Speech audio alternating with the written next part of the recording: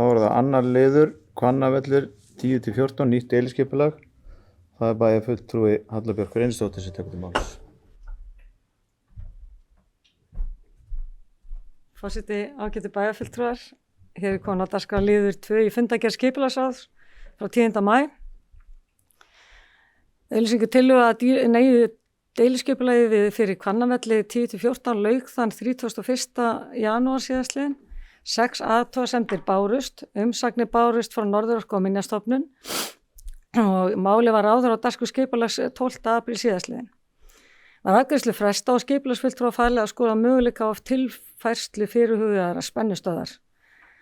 Tillaga skipulagsfulltrúa að svörum við efni athugasemdan lögð fram ásamt deiliskipulagstillögunni þar sem meðal annars lagt til í samráði við Norðurorku að falli verði frá uppsetningu spennustöðar síðst á lóðamörkum Hvannavalla 14 að svo stöddu.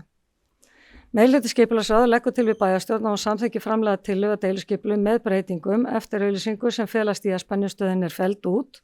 Þá leggur skipulagsráð til við bæjarstjórn og samþykki tillögu skipulagsfulltrúa að svörum við efni athugasemdana.